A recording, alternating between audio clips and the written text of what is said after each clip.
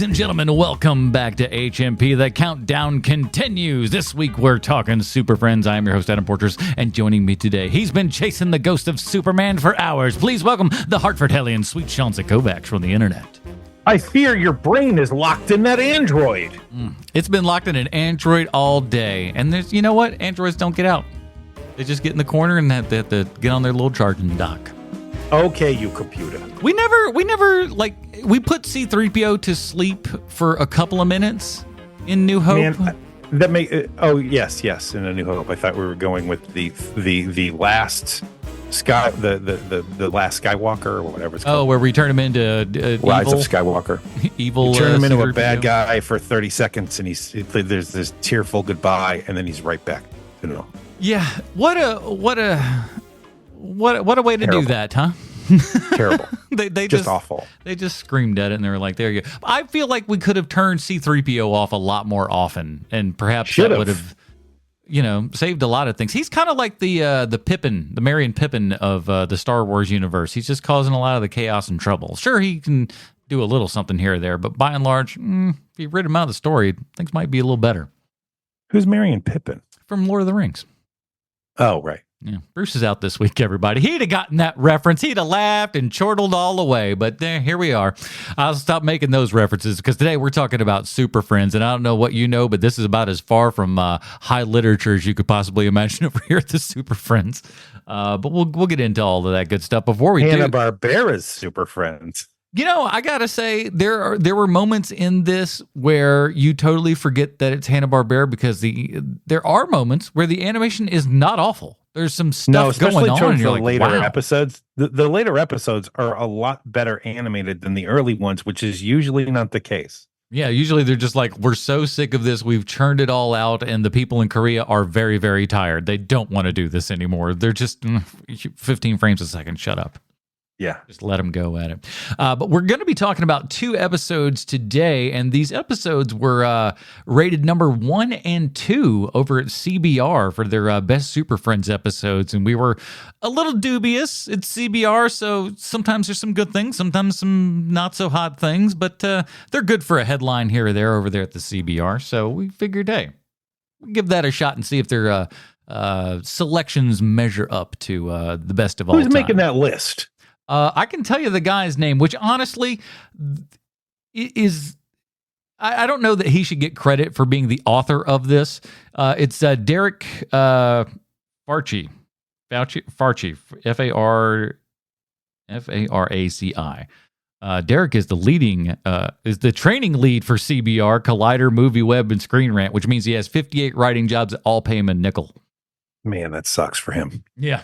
And then articles, and that's the worst part too, articles that nobody reads. Didn't Collider go down? I thought that Collider was no longer a thing. I feel like it's got to still be a thing. Channel. I don't know. I saw a video on TikTok of Frosty talking to somebody, which by the way, if you are over the age of 25, stop painting your nails. Gentlemen, let's stop it. You can do what you want to do, but at least if you're going to do the one thing, do a couple of other things. Don't just have that be the one thing and then you just have a t-shirt on. Throw a funky necklace in there. A weird set of glasses. Throwing some high heat this week. It's weird. It's all of a sudden, and they always, and they're moving their hands. They're gestures. These people. They want you to see that they took the 15 minutes to go to Claire's to get themselves some black nail polish so they could put it on. I'm sorry.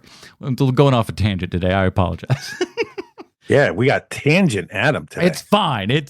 We got the Super Friends on deck, and we want to say thank you to the people that support the show over at patreon.com/HMP. Those people get pre-show, post-show, Dinger Zone.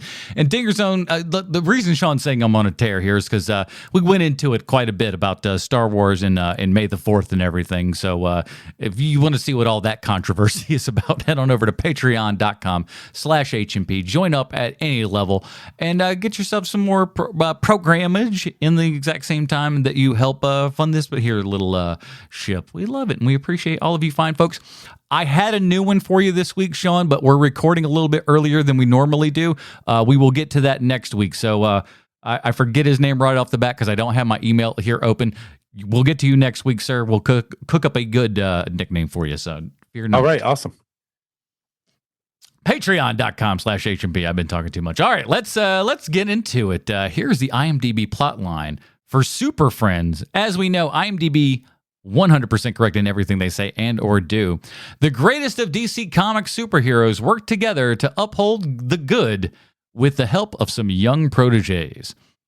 Yeah, that's pretty much how they kind of roll here and everything. So the two episodes that we're going to be talking about are History of Doom and the other one's called The Brainchild / The Case of Stolen Powers, which is where I kind of want to start with The Brainchild. That's the first episode that I ended up watching, and it was the episode that made me go, "Oh, have we made a horrible decision?" Well, it's a two-hander. Yes, which I did not understand, but it would make sense because there's two different titles. So of course it's going to be two shorts. Yes. And the first short did not give me all the greatest of hopes, but boy, things jump up a little bit from there. This show is created by Gardner Fox, which is, come on, what a name that is. Oh, do you not know Gardner Fox? No, I mean, I know the name from the, all the little junky stuff and stuff, but what, just the name itself, just if you can write yourself a name, Gardner Fox is a pretty sweet one.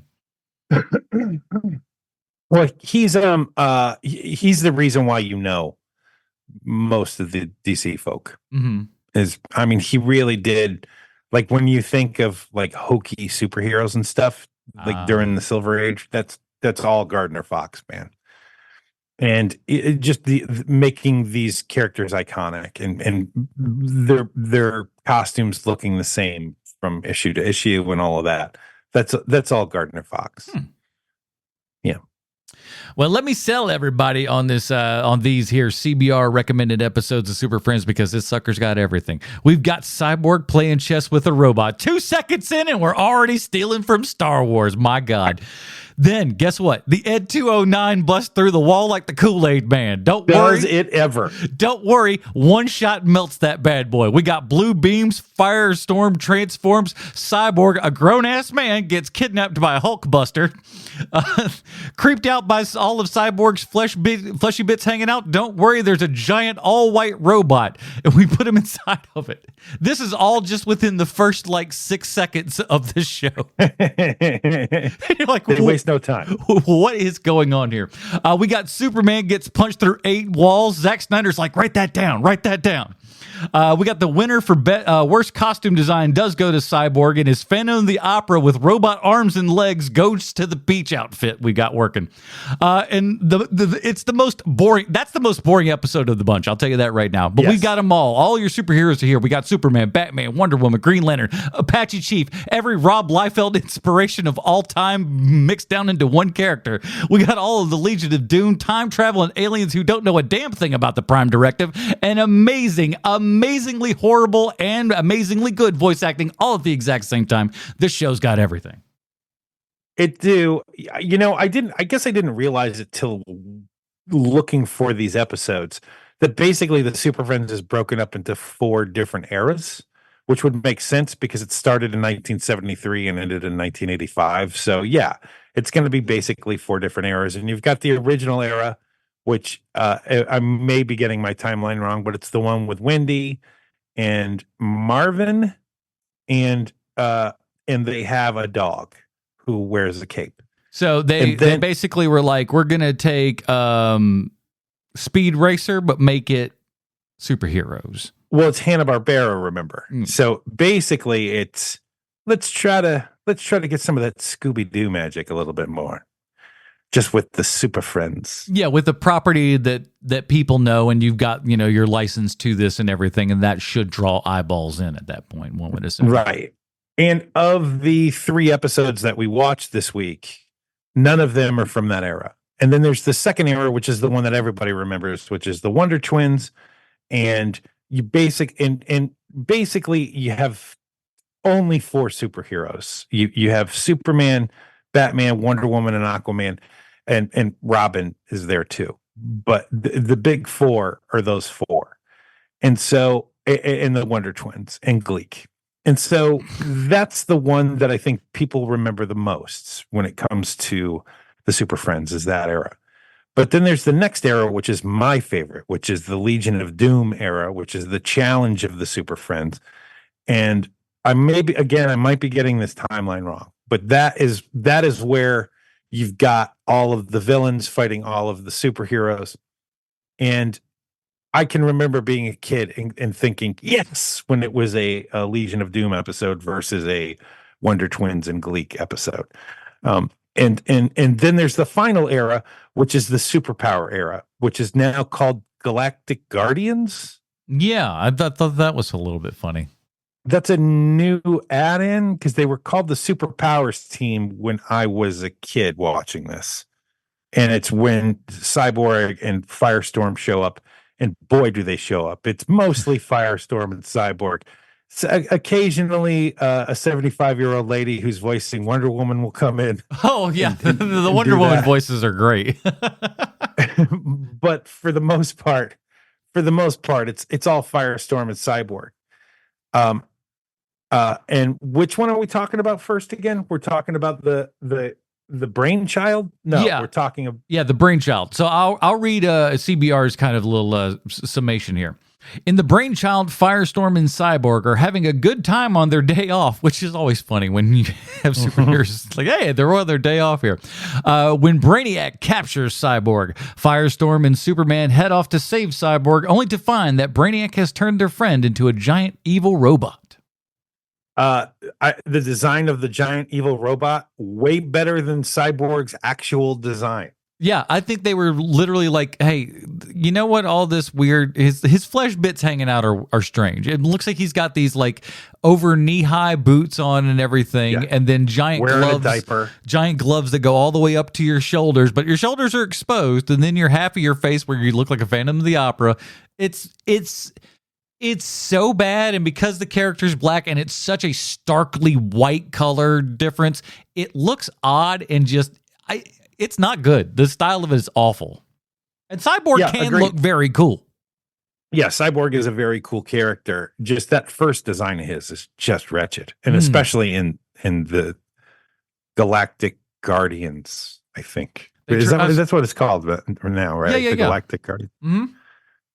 Yeah, that version of Cyborg is kind of hard to watch. One of my favorite things to do with Firestorm in these first two episodes is to see how many times his head that's on fire, the fire on his head moves. The answer is not often. Because hold on, because I need to clarify then. Because I thought that's not hair, that's fire. You say that's supposed to be fire? Yes, that is a horrible animation. That's why I say he looks like a Rob Liefeld character in every sense. Like that's his hair that's popping out, and his face is kind of there and then he's got all the designs on his chest and all. He's a Rob Liefeld character, even down to the bad boots. He's got it all. All he needs is bigger gauntlets. That's his big problem. He's got puffy sleeves. Puffy sleeves need to go. You need bigger gauntlets in there. Yeah, puffy sleeves, and he's got shoulder pads too. The shoulder pads are perfect. Yeah, keep those. Maybe, in fact, maybe bigger. Oh, go bigger. Well, if you're going Liefeld, you need to go bigger if you need to. You know, gotta go huge, and you gotta have very, very tiny peg feet. Yeah, but he's got the black eyes and everything. There, I'm telling you, this is a Liefeld character all day long. I'm telling you, he's 14 years old watching this thing, going like, "Yep." That's what I'm going to do right there. That's going to be 3/4 of the characters that I designed. Something that I noticed about the Super Friends in general, watching these 3 episodes. One of my favorite things is listening to the bad guys, the villains, say the heroes' names. And every time they say their name, it's like a curse word coming out of their mouth. Superman. Like you can just completely change that out with MFer and it would be totally fine. Hello, Superman. There's a swarthiness to these villains and everything. There is. It's fun. They're allowed to be mustache twirling villains, and to a degree that there's so much fun that's involved with that. And we'll get to like the Lex Luthor backstory and everything, which just beautiful. It's the best. Oh, it's just the best. The Lex Luthor backstory, because it's that compressed Super Friends storytelling, Oh yeah. which is so they have to cut corners time wise and funny wise and animation wise, and so it's it's the perfect way to tell the story to someone who and I like that they kept it because this is post crisis, right? The More, no, no, it's not. It's not post crisis yet. probably like 87, when that is it? story comes out, because crisis is 86, 87. I thought it was 87. That's just my guess off the top of my head.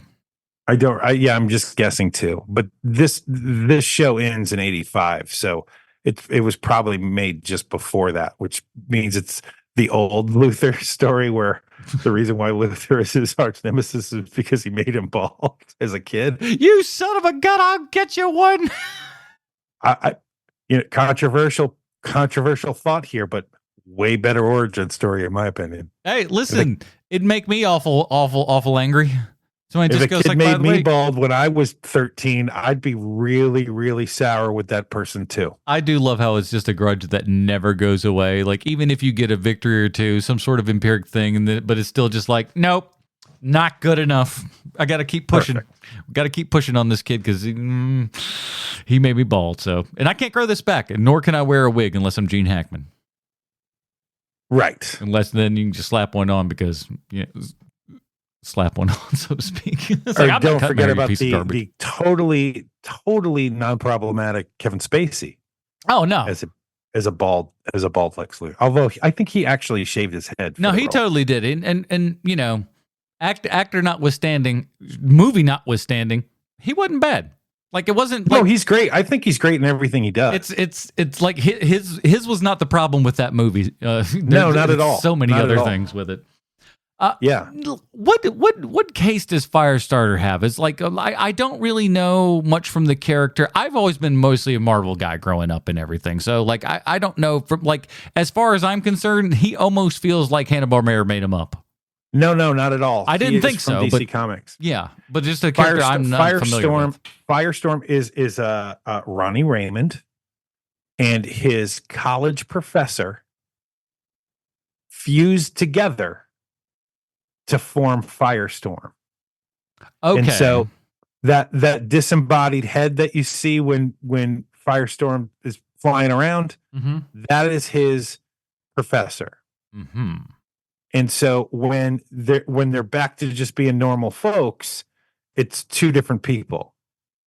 But when he's Firestorm, Ronnie is the main person you see. Right, Because they had nobody that wants voice to that was see kinda a flabby, talking to him, yeah. 57-year-old trying to get tenure college professor in that suit. Nobody wants to see that. Maybe Bruce Leslie does.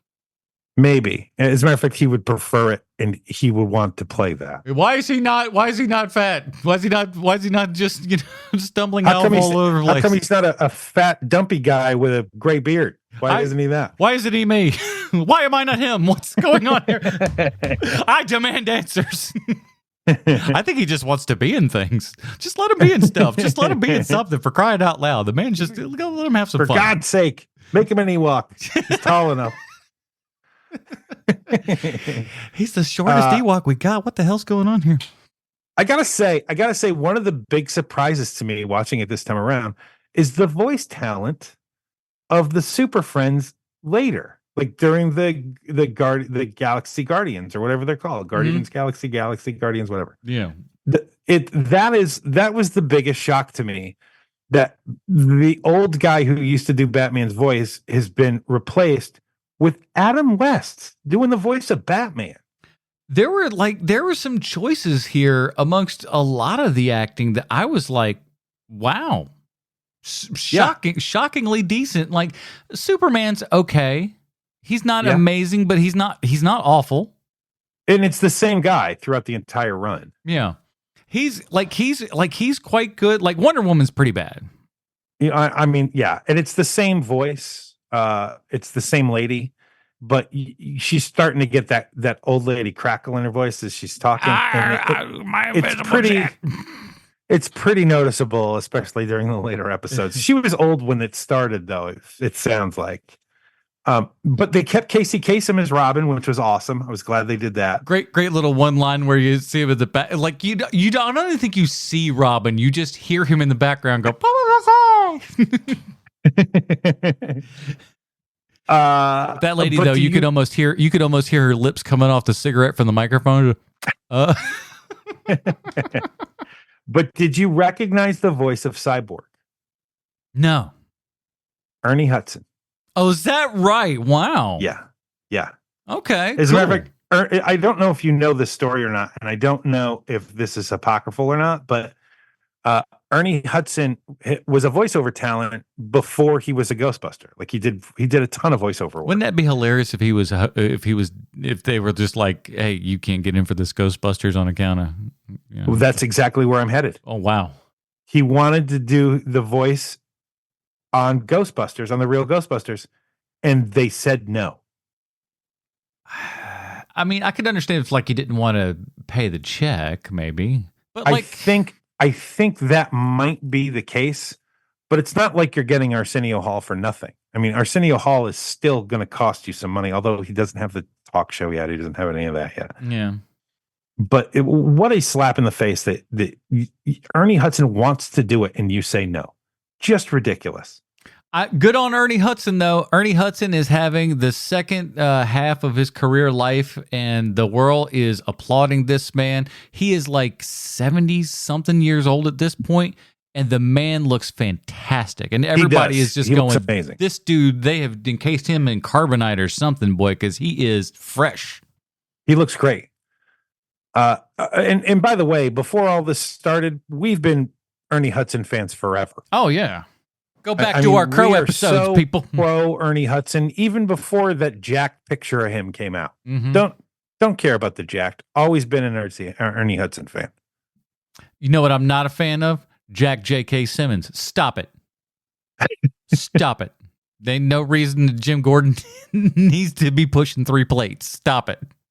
I don't know. I think I do like him in the in that drumming movie, and he's pretty jacked in that. Well, no, he's svelte. He's svelte in that one. If you saw his gym pictures just before this Jim Gordon thing.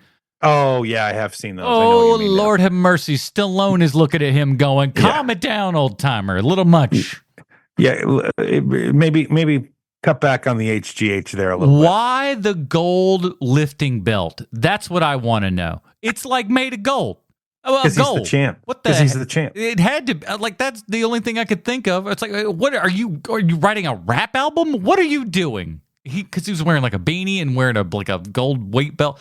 That picture's wild. The veins in his forearms. I'm jealous, is what it is.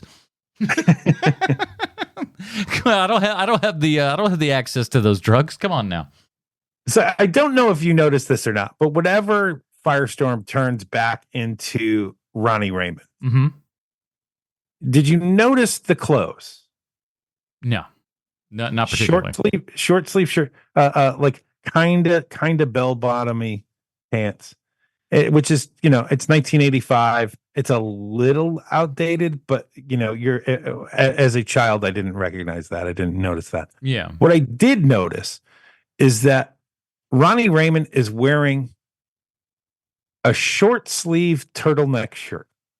Oh, yes. Now I'm looking at it. What a choice. Why? Okay. So here's the thing, right? It's fall. But you're not north of the Mason-Dixon line, see? So there can be a couple of, northeastern winds coming in. You get a little chill in the air and everything, but it also could get a little muggy out and everything. You might need to take that off and let those forearms cool off a little bit. But at the same time, too, you don't want to catch your death of cold. Keep that neck a little bit warm, but take them guns out. You want to know why? Because that's what people are looking for right now. A little bit of hope in this dark world. Take those guns out. Show them around to everybody. Okay, writing down. Good Christmas present for Adam Portress. Let them know. Boom. Short sleeve turtleneck shirt. Yes, sir. You wear Carolina blue. You wear like Ronnie's. You wear a sport coat over top of it and everything, so everybody thinks that you're business and stuff. But guess what? Somebody starts running their mouth a little bit. All you got to do is remove the jacket. It's almost a Dickie. Like it's super close to being a Oh dickie, but yeah, it's it's not a just like, dickie. listen, it's a dickie for those who are just a little bit shy. Yeah. It Yeah. I fills don't want out the rest of you because I'm just like, I don't want people seeing my navel, so I gotta get me the rest of the shirt, please, but no sleeves. God, I can't to. stand sleeves. But yeah, Hmm. this if I was this kid, I'd be this fire starter all the time. I mean, sure, you And got also, goofy looking hair, but I mean, it's a better outfit than this. yeah. I've also another controversial statement bringing heat this week. The later episodes, these Galactic Guardians episodes of Super Friends, really missing that Ted Knight Oh interstitial. my God! At least we got one. Meanwhile, at the Hall of Doom, Right. we got one of those. Thank God. Otherwise, I would have been wildly disappointed in both of these episodes to at least not get something of that close nature. And thank God we got one. Meanwhile, on the moon, we Mm. didn't get the later episodes don't have. Of course, he was also probably he had passed by that point also. But man, that is half of the Super Friends for me is listening to those Ted Knight interstitials. Yeah. When we get to the when they do play that full theme song and everything, Bam, dude, I bam, can bam, only dan, dan, imagine dan, as a dan. kid how hyped that could have gotten you. Like that had to do for you guys what the Batman the Animated Series 1 did for me. Because It it's like is hype. without a doubt that when those horns come in, like for you have that dan dan dan dan dan dan dan dan dan, and then the horns come in, and it's like this is the greatest day of my life, and it happens every day. We got like instead of Quincy Jones, it's like Quancy Jones. It's like it's close. It's Yeah, it's it's not super close. but it's fun enough and it's cooking. And at this point, especially, they got a lot of video to pull from. So Yeah. they can put together some really good looking action shots and everything as far as like an opening trailer and all that because you got tons of cool things, nothing but cool things to pull from. You cut all the crap out and like had the most BA intro ever. That they do that here. It works. For Yeah, I something mean, that by should the be corny, it's end, great. by the end, it had been on for 12 years. Like it makes sense. Yeah. And that's what's wild about this is how long that this thing actually went. I mean, most animated shows 5 or 6 if you get up there, but like especially even back then though, not even that much. I gotta say, I don't understand something about Samurai's powers. Okay. Which by the way, new So character for me, Samurai. say what? Oh, you've never seen him before. No. So I have questions. So Samurai never carries a katana blade with him. He hasn't studied under the katana. Why do that? He makes tornadoes with his legs And flies. It's and flies with those tornado legs, which is cool. I mean, that's cool. it's neat and interesting. I'll give you that. It's not a superset power one might think of when given that name. But why wear the traditional robes? That's my question about Samurai. Hmm. He's got the traditional hair and the traditional robes, but he doesn't do anything that a samurai does. He makes tornado legs.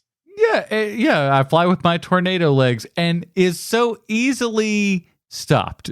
It's like I'm going to Yes. throw one tire over him instead of just going like, "Hey, maybe not," and dodging the rest of them. 4 more tires continue to go on top of him, and he's stuck. And it's just like you are the lamest superhero. Robin's little "yeah" in the back is more heroic than whatever the hell you just did trying to fly with your tornado legs, getting hit by tires. It's terrible. Well, let's not short sheet Samurai here because I think the character is neat. I really do. Like it's a neat idea, and I understand that this is a thing for kids. You don't want to perpetuate stereotypes. And then you have the chief. Well, there's that. There is that. So- Baby steps to the elevator, sir. Baby steps to the elevator. Hey, listen, we just started letting them vote 2 weeks ago. Come on. But it's a cool character. I just don't understand why lean all the way into the samurai thing if you're not going to have him do a single thing that's samurai. Well, I think that they don't, on this particular program, they don't do a lot of their homework. We'll get into that in our final episode. What makes you say that? I don't know that their math is mathing. Science was perhaps a class that many skipped over there, the old Hanna-Barbera. I don't know what you know about how these things work, but so let's go ahead. I'm just saying that when it comes to the diversity characters, the best one is Black Lightning. I mean, it's not even close. Black Lightning, whenever he'd show up, I'd be like, awesome, it's a Black Lightning episode. Not so much with Apache Chief or Samurai, because Apache Chief just gets really big, and it is one of the greatest episodes of Harvey Birdman, Attorney at Law ever, where he loses his powers of growing, and it's all a euphemism for ED, for erectile dysfunction. And it is the funniest episode of Harvey Birdman, Attorney at Law, which has many, many, many funny episodes. But that is my favorite one, where he keeps saying, and I lost the power to grow. Mm-hmm. Harvey Birdman is like, Oh. I'm sorry, I don't understand you. So you couldn't get big anymore? Correct. I couldn't get big. And then Harvey Birdman is like, oh, yeah, I got you, Chief. Oh. So good. So good. Now, in let's go to our second episode here. The Case of the Stolen Powers. Penguin and Felix Faust use a spell to steal Superman's power and use them to break out of prison. The two villains are too powerful for Superman-less Super Friends to defeat, but when Felix Faust gets greedy and takes the powers away from Penguin, a firestorm turns Faust's crown into kryptonite, weakening the sorcerer. Right. This is where the show started to get good for me, because that first, the Brainchild with Cyborg and Firestorm, with the whole. By the way, I did like the Brainiac design and everything. That looked cool. Oh, voice wow, cool. what an upgrade! Right, very nice. He had a glow up between seasons, because he's way better in this one. Very cool looking. So, but that whole episode was like, I was like, oh boy. I started late and I was like, man, this is not. This is not going to be good for me on this one, man. I am getting tired. But the second half rolls around with the Curse of the Stolen Power, or the Case of the Stolen Powers, and you realize why CBR put this, up as high as they did. Yeah. Holy crap, it's fun. It sure is. And if you're going to make the Penguin, make whatever kind of Penguin you want. We got the one in the Batman last year or 2 years ago, whenever that was. Mm-hmm. That's a pretty great Penguin. I think that's a fun Penguin. Danny DeVito Penguin, everybody your age seems to love that one. That's probably your favorite one, correct? I think I like Batman the Animated Series. I like he's so dignified and everything. Yeah. But and then you've got the skinny Penguin from Gotham, who was the best character on that show. Yeah, except for maybe Meredith, the kid who played the Joker, but not the Joker, but the Joker, but not the Joker. Yeah, like. Those are the two best characters from that show, and Fish Mooney, which we all love and adore. I'm surprised they didn't call it the Fish Mooney Show, frankly. The Fish Mooney, yeah. More Mooney. I can remember rioting. Welcome back to the Fish Mooney Hour. But for me, my favorite Penguin is the Penguin that's in this episode, because he's like 50% more Wario. And that's the way I like my Penguin, because he's constantly doing like, I'm like, he's constantly doing stuff like that. But I got to emphasize again, he's not doing a Burgess Meredith, which could have so easily been the thing that you gravitate to, Right? You kind of break the mold here with that, and like, okay, that's how the Penguin talks, and this guy decided to go in another direction. That's fantastic. It was, although he's still drawn like Burgess Meredith as the Penguin. Oh yeah, but that's what I kind of like, is a juxtaposition, because he kind of looks like him, but certainly doesn't sound like him. So it was pretty cool. That was cool. I don't know anything. Literally, I know nothing about the character of Felix Faust. This is the first time I've ever seen him in anything. I'm not kidding about that. Yeah, no idea. I don't know if it's and the case might be that I've seen him in other things. He wasn't dressed like he's about to fight in the Crusades. Yeah. But how great to hear Frank Welker's voice, huh? So good. And like to me, that was like the thing right there that just like brought some gravitas to this whole thing. And it was just like, oh, okay, we're doing some stuff now. It feels like this cartoon just got serious. I mistakenly watched a different episode first when I was watching these, because I watched instead of History of Doom, I watched Seeds of Doom. Yeah, there's a couple that are. Doom That's why is it the took last me word. so long to figure out where the heck these episodes were. Yeah, and the episode that's Seeds of Doom is a dark side episode. And imagine my thrill when Dark Side comes on screen and it is the voice of Dr. Claw from Inspector Gadget. Same voice. Oh my word. The exact same voice. And then Calabac comes out, his son that looks like a dog. Yeah. He comes out and he's got the voice of Starscream and Cobra Commander. Same voice. And it was glorious. And I was like, they figured it out. Hanna-Barbera figured it out. Let's spend no money on animation, spend all the money on the voice talent. Like, it's not like we're bringing in superstars, but if you're bringing in those guys, the guys from Transformers and G.I. Joe, kids know those voices. And at the time, I didn't realize it was all the same people. Yeah. But today I did. But like, because I'm a smarter boy. There's a quality and a tone to them, and really, those guys are of a time. Like Mel Blanc was of his time for that and everything. These guys were of their voice actors of those times. That are just kind of those standouts and everything that you may not have heard it, but like they're so ingrained into everything because those 15 guys did everything. Yeah. And unlike Mel Blanc being that one guy that just did everything. Yeah. Because like, I'll be Granny too. Don't worry. I'll do all of it. Yeah. No. What do you need? A cockroach? I'll do that voice. Sure. I had a little 45, which was this when I was a kid, when I was a child. I had this 45, which was This Is Your Life, Bugs Bunny. Mm-hmm. And it's this little story where it's like an award show. And I figured out when I was a kid that it was the same, that it was one guy doing all the voices. Like literally every voice was Mel Blanc on this record. Mm-hmm. And I remember thinking, how is he doing this? And then you just take it for granted later, like, oh, it's just Mel Blanc. Yeah. And that's what Mel Blanc does.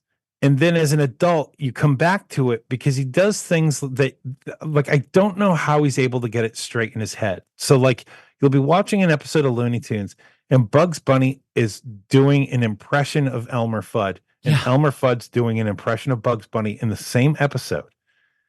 How are you doing that mental gymnastics in your head to make that work? I'm going to make this character be another character. What? That I also do. Yeah.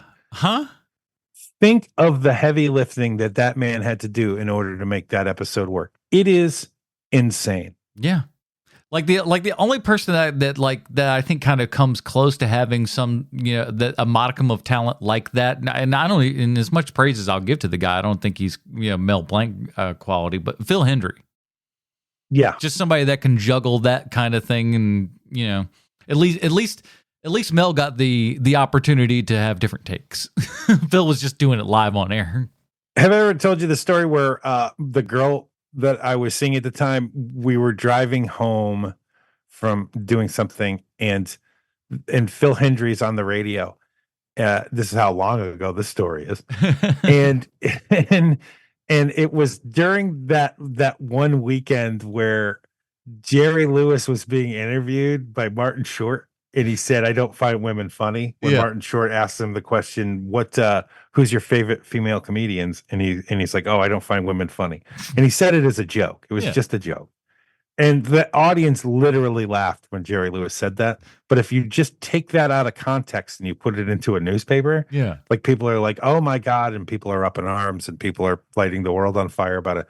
Phil Hendry goes the other way with it. And he says this other voice where he's like, he's talking about how I think I know a little more about comedy than most people because I live in LA.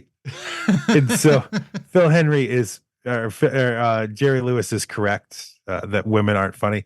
And meanwhile, I'm in the car with a female comedian, and she is losing her damn mind because she doesn't know who Phil Henry is. What is this? How And can I you am say laughing and laughing and laughing because I know the joke. I get the joke.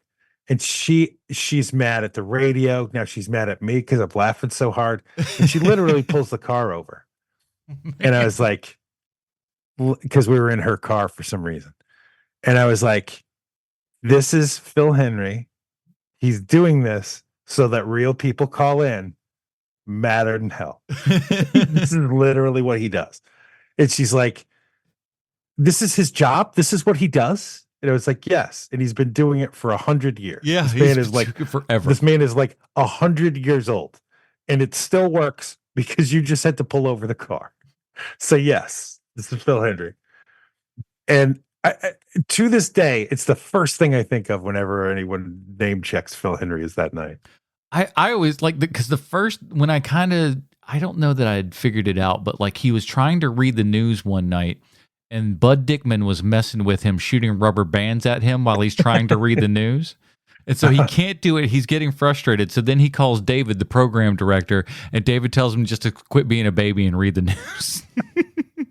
So he's trying to read it, and he's constantly being hit with rubber bands and trying not to go insane. And again, he's doing 3 parts. That's what I mean. That's exactly what we're talking about. And it's unbelievable how, like, some of these people. So he'd be the only one that I could put in that Mel Blanc category. Him and, of course, Casey Kasem. Oh, wait a minute. Casey Kasem does the same voice on everything ever. It's literally the same voice. Hey, it's just what me. A voice. Yeah. But listen, what a voice. You pay for Casey Kasem shows up. He delivers. That's what it's there for. He's a showman, a consummate showman. I love the idea of this second episode when it kind of, there's no rhyme or reason, but we figure out, hey, this guy in jail somehow has all the goods and everything to pull Superman's powers from his body and then in the shape of a Superman. In the shape of a Superman. And float those into his prison cell, which would go straight through walls, by the way. Just so you know, it's like a spiritual thing. It'll just woo right on through. And then go into him, but then... And again, this feels like this is tailor-made for Bruce. Penguin jumps in front of the spirit to catch it instead of the magician guy. And he's like, yes, I've now got the power of Superman. And he just takes off and he rips open the jail cell, rolls out. By the way, are we sure that Penguin knows everything about crime? I don't think so. Because he goes to the bank and he goes, I'll take the whole, like, the vault here, but he only lifts off the door. Does he think that the whole vault is the door? Oh, sir, I'm sorry. That's not just the door he took. He took the whole thing. How did he take? You're not walking in that thing. That's not a walk-in vault, I'll tell you that. That's not a big enough room. That was like a walk-in closet. We're talking about Hanna-Barbera animation here. I mean, to put that 5 more virtual feet would have cost us an ungodly amount of money. So we decided no. But I do also like that he was thwarted quite easily. It's kind of the joy of these, right? Like the fact that they broke this episode into 2 different stories. I am so glad for, because can you imagine watching a 22-minute episode of Cyborg as a giant robot? It would have been excruciating. And I'm glad they don't even take too long a time talking about like, oh, he's in there, we can't get him out or whatever, or like maybe he's still alive or the feelings are still there. None of that crap. There's an economy of storytelling in this that you have to appreciate. They just get through it and bing bang boom, it's all there. But I like having a powerless Superman story. I think that's pretty fun.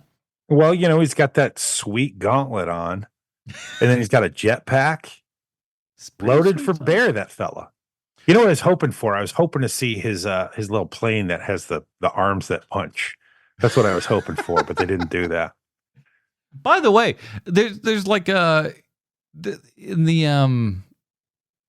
the case of stolen powers, there you got Wonder Woman that's like standing on the invisible jet. Yeah. Like she's like I don't even need to ride it. It's like why even a jet at this point? Why don't you just get like a hoverboard like Silver Surfer or something? It's a good question because she's constantly outside of that thing. Yeah, in this episode. she's not sitting in it. Like you normally don't see her sitting in the plane and everything when she's flying. I will say this though, Props to Family Guy for putting together one of the best invisible plane jokes, where someone goes to the bathroom on the invisible jet. Oh, I've seen that. Yes, Pretty funny stuff. I was like, you know what? It's pretty good. Not too shabby. That show has been on for 40 years now. Yeah, it's just called. I don't know how it keeps printing money for them, but apparently it does. Somebody out there still watching it. It's all right. probably just it's the cheapest thing in the world to make. Yeah, it can't cost much nothing. Yeah, got to keep Seth in good hair dye. So, and the last episode is History of Doom. Here we go. This one was epic and so good. I was just like, this is what I'm here for. This is why I'm here, is the History of Doom. That's literally why I'm here. So many good lines. So many good lines in this episode. Let me read the little thing here from our friends at CBR. In the not too distant future, 3 aliens are, first of all, silly gooses over there. In the not too distant future, 3 aliens arrive on Earth that has been destroyed. At a demolished Hall of Justice, the 3 beings come across a dying Superman who explains, on a video, I suppose, who explains that the Legion of Doom defeated the heroes and destroyed the world.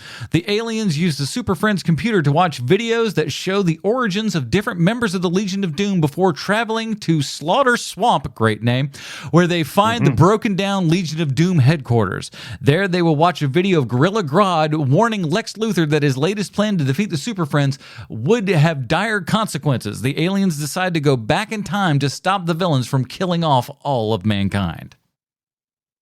That's exactly what happens. Although it doesn't mention the army of monkeys. Which is what we're here for. We're here for the army of mind-controlled monkeys for Gorilla Grodd's hidden city. Yes. But just wonderful. Every single ape looks exactly like Gorilla Grodd. Exactly the same, because it's a Hanna-Barbera cartoon. Just wonderful. But the reason why we're all here, the reason why why 2 adult men are watching the Super Friends is for glorious lines. Glorious lines. Like my favorite one is in this episode, which is, this primitive computer may hold some answers in its memory banks, says one of the aliens earlier. And I laughed just laughed and laughed. But I do enjoy how, like, you can go, hey, these are primitive computers, so it still kind of works that we're all still dealing with reel-to-reel data tapes. That's how old this program is. And that's true. Yowzers. It's true. Also, my favorite scene is we get the origin of Lex Luthor as a supervillain, where we learn that Lex Luthor was he had a shack before he became a murderous villain. He had a little shack that he would perform his cute little science experiments in, and he invites Superman in, and he's like, "Oh, I'm a big fan of yours, Superman," and he opens the door, and there's just posters everywhere, like news clippings everywhere of Superman. It's just single white female. It's bad. It is. And what I would have liked to really put it over the top, every single photo of Superman has the eyes cut out. That's what I really wanted to see. I know they're not going to do that on a Hanna-Barbera cartoon, but that is the level of creepy that shack is, that Lex Luthor brings Superboy. It's Superboy at that point. Yeah, he's like Superboy too. He's Superboy. He's a really big fan. Like, and again, we're looking at 1985 or something. Whenever this is, 84, oh no 85. way, man! This is probably early 70s. Okay, at that point, it's not. But boy, there's a little. It feels a little gay. There's a little like, hey, come on over here. Yeah, he's like, I got a whole shrine here booked out to you, and then Superman builds him a lab. Well, he tears the shack apart. And with the pieces from the shack that he tears apart, he makes a state-of-the-art laboratory for Lex Luthor. The problem with your lab is all the parts are in the wrong place. See, if we take all said parts and rearrange them in the proper order, you're going to have a hell of a lab on your hands here. So stand back, let Superman do his work, and upgrade your laboratory for you. But what a gift for this guy, though. For like, what did he do for him exactly that warranted him? Well, he saved him from kryptonite. Oh yeah, that's right. He hit kryptonite with a mower. He did. He's mowing a lawn. Superman is down there, and there just happens to be a kryptonite rock that falls, and it happens to be Lex Luthor driving a rideable lawnmower to knock that rock out of the way. And he says, "Hey, thanks for that. I'm going to build you a science lab." That's how you do it. Well, at least it didn't cost him nothing. I suppose that, again, it's just all reclaimed wood that he put that together. And by the way, how ugly was that? It's all modern and blocky and just terrible looking. Ugh. Yeah, at least the cabin had some dank to it. There's no dank in that there was lab. design to it. You just gave him a box. It was just like a beige box. I'm like, that sucks. That's a sucky lab, or at least on the outside. You had all the cool gadgets inside, of course, but the outside was like, it just looked like any old, Superman's a fan of brutalism. Nah, it was brutal, all right. Brutally bad. It was not good. This leads to the second best line in the entire episode, which is Lex Luthor looks around his new lab, his new state-of-the-art scientific lab, and he says, "I'll be the world's greatest boy scientist." Boy scientist, yes. I love the qualifier. Not just regular scientist. I don't want to shoot my star too high. I'm going to stop it at boy scientist. If I'm 46 when it happens, I'll be 46 when it happens. But I'm going to be the best boy scientist there is. And I'll have these luxurious red locks forever. Which is, again, a great bit of story where Superman trying to save Lex Luthor hurts Lex Luthor, and then that becomes the catalyst for his actual hate. So much fun. Because his hair fell out. Made his hair fall right out. But and they made it fall out and looking good, kind of like Ralph Wiggum. Yeah. So it's kind of perfect. So you could see how that, if you're like, let's call him 18, just to be nice, and your hair falls out, due by Superman or Superboy rather at this point. When do you make that differentiation, by the way? When you go from Superman to Superboy? When he started getting laid.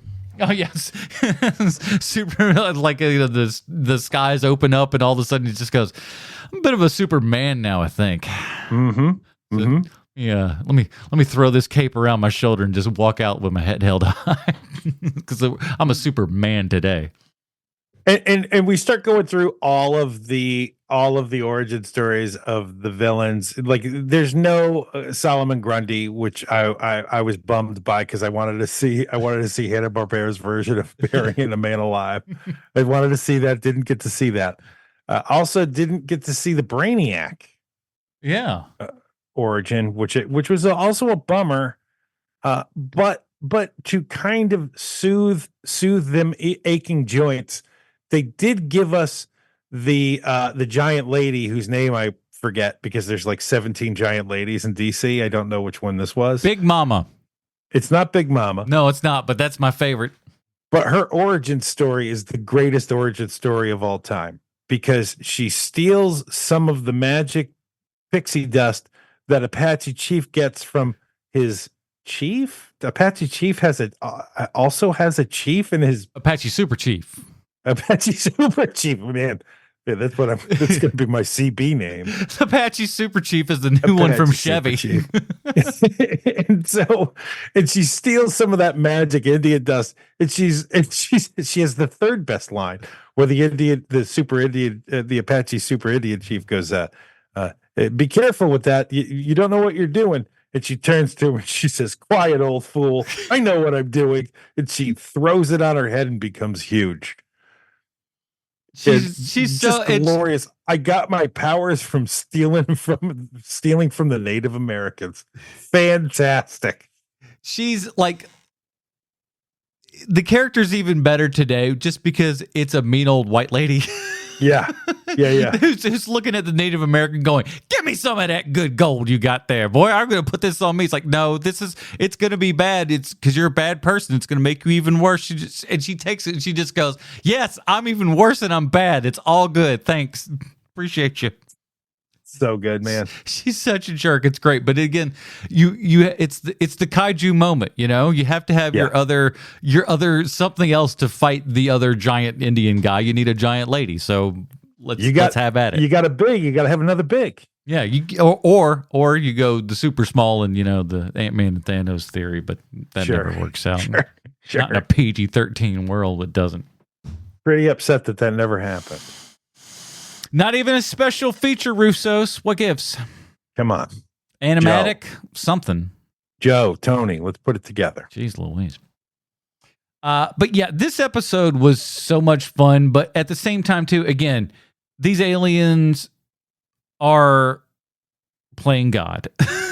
Because they go, you know what? We don't like how all this went. We're going to go back. You don't know. You don't know what the consequences of meddling with time is.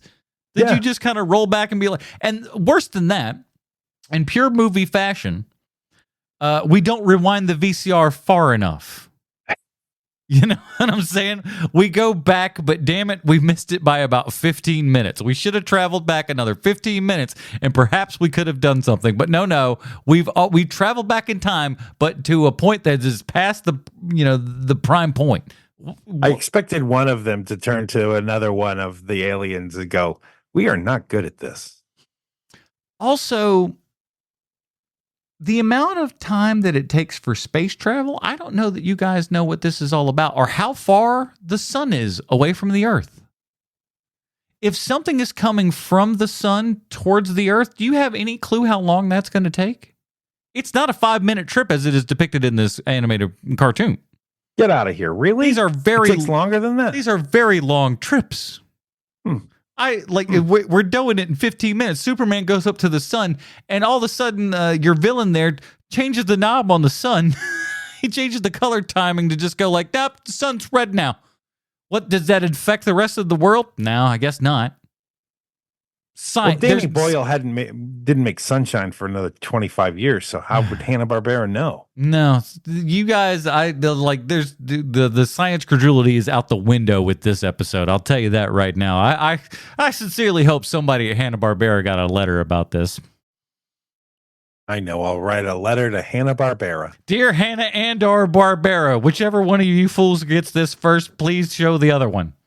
Please, the one in charge really is Hannah. You don't put your name first and you have an H in your name. The other guy has a B and you're still the first name. Come on. That means you're the guy that's kind of Hannah's in charge. Throwing those bows around, just being like, I think I'm going to get at the top of the board here. That's why, what's his, the other brother from the Lost in Space and all that kind of, not Lost in Space, but your Far Out Space Nuts and all that crap.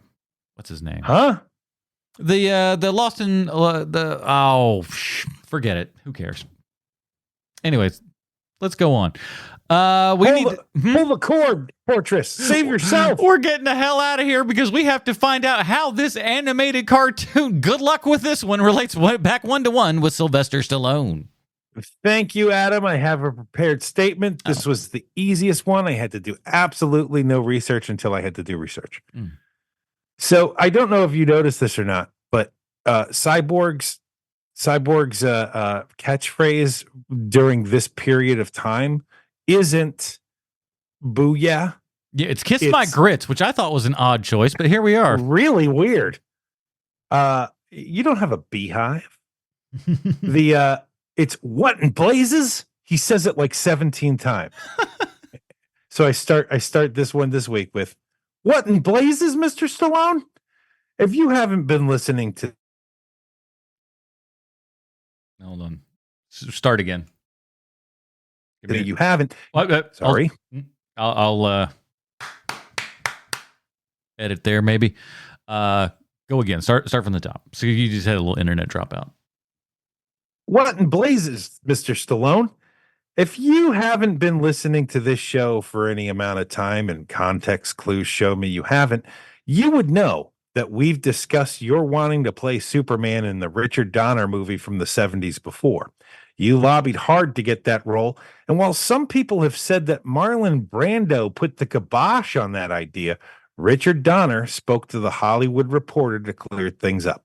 He said, and I'm quoting, "When I first came on to Superman, I met with Sylvester Stallone because the producers had loved Rocky. Hell, I was a fan too. I thought he was a good actor. He just wasn't Superman, too Italian.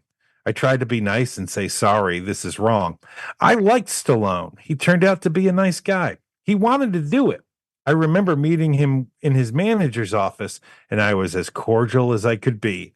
He was a big star, and all I really had was TV credits, and I just finished The Omen and a Charles Bronson movie years before. It's called Lola. I felt like some punk kid. That was in 2006.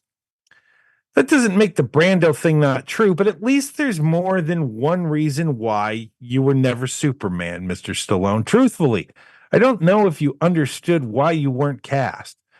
Because later you also did an interview with the Hollywood Reporter and you said, and I'm quoting, I don't look like a comic book character. Like I could never have played the Terminator. No one would make a robot with a crooked mouth and a voice that sounds like a pallbearer. It just doesn't work. Now, Mr. Stallone, let's forget about the fact that you don't know the difference between the Terminator and a comic book character. And before I get any emails or IMs saying, actually, the Terminator was a comic book, I know. I like some of the stories they did in those Now comics too. But the Terminator was a movie first. Nobody thinks of the Terminator as a comic book. But to get back to my point, the reason why you were never cast as Superman or Batman or Captain America is because you would have cost too much money. Most of the film's budget wouldn't go into the special effects needed for those movies. It would have gone to you and your weird demands, like probably, I don't know, a jetpack or a fancy Italian car or something. Don't believe me? Judge Dredd sucks. Samaritan sucks. You know why? Because of the allocation of money. You think the guy who created Judge Dredd was high-fiving himself when he saw your interpretation of his character? I bet not. And even though he probably wanted the movie to succeed so there'd be more Judge Dredd movies and he would make more money, there was probably a small part of him that thought, good, at least I'm not going crazy. That was really awful. And there you have it, Mr. Stallone. This week's Stallone Connection is the character of Superman himself. I hope to hear from you soon. You're running out of time to talk to me. We've only got 2 weeks left. Your pal, the Hartford Hellion. Rennie Harlan was on Adam Carolla's podcast this week, talking about Cliffhanger. Uh-huh. And interesting stuff, Al. Like, Stallone really begged for that movie. Really? Like, Harlan did not want him in it. Like, this was like right after Oscar and Stop or My Mom Will Shoot. So like his career was in the toilet at this point. Sure. So he was like, Rennie was like, I didn't want him for the role. He's like, I wanted somebody, like Burt Reynolds or something like that. And he was just like, I'll have lunch with him. And like, he just kind of sweet talked him and was like, please, I need this. I need to get back into stuff. And like he said, listen, I have the reputation of, the reputation that still precedes him today. But according to Rennie, very well behaved on the set. He was a man of his word and was just like, he questioned the things that Rennie had him doing, but he was just, but he did go along with the program. I think it might have something to do. It's kind of like that Bruce Willis effect, where like if you look like somebody who you know what you're doing, he probably backs off a bit. Like Bruce Willis. Like Bruce Willis would do things. At least this is secondhand information. But Ryan Johnson says that Bruce Willis would test him with questions like, "Oh, what kind of lens are we using on this shot?" And Ryan Johnson, being Ryan Johnson, knows what lens they're using. He's Ryan Bloody Johnson. He shoots a beautiful picture. And so he would tell Bruce Willis, and then he would go, and we're also going to use, this is the lighting package we're using, blah, blah, blah, blah, blah. And Willis would back off because he's like, oh, I'm in good hands. And I think it's probably the same thing with Stallone. If he knows more than you about making movies, he's going to be bad on your set, probably. Yeah. And Rennie Harlan knows what he's doing. Well, used to know what he was doing. Yeah, I think that's true. And I think, like when you got to like the Kevin Smith directing Willis and everything, that's when he was just like, do you take that same thing? Hey, what lens are we shooting on? Kevin Smith looks over and goes, Dave, what lens are we on? Of course. 24. We're on 24. Dave wasn't shooting for him at that point, though, but I know what you're I think he was. I think that was his last one with him. If oh, memory was it serves. really? I think so. Oh. I think that was their last one together, if memory serves. Man, my memory is just Swiss cheese at this point. Then. It happens in long times. That is it, everybody. Like we said, we are counting it down here, and we have quite the humdinger for you next week. Let me tell you. We talked Nightman previously in H&P. What episode? I don't know. I'm not a historian. We've done over 500 of these things. You think I know?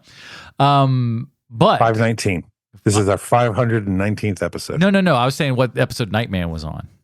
Oh, I know. Oh yeah, 519. Yeah, exactly. Who's to say?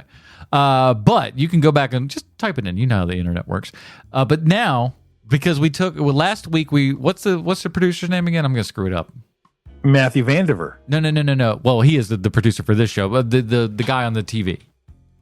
The guy on the TV? Oh, Gary A. Larson. Gary A. Larson. I was like, I know I'm like the Larson. Glenn A. Larson. Glenn. Gary Larson's the comic guy. Yes, Glenn A. Larson. Glenn A. Larson. We talked about him last week and everything, and he had another show that we talked very briefly about, Manimal.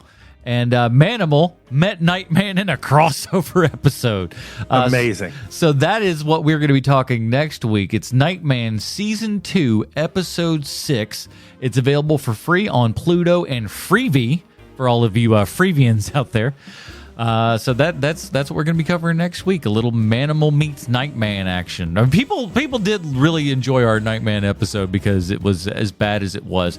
And for those of you that don't remember Nightman, just take Batman plus Green Lantern, put him in the 90s, and give him no powers, and make him crap. That's it makes some sexy saxophone noises. Oh yeah. Dave Koz provides all of your your sax sounds for it, so it's just beautiful stuff. So we'll be checking all of that out over there on the freebies. That is it, everybody. Join us next week for Nightman meets Manimal. For the absent Bruce Leslie, the Hartford Helly, and Sweet Sean Zakovacs from the internet, I'm Adam Portress. Stay super, everybody.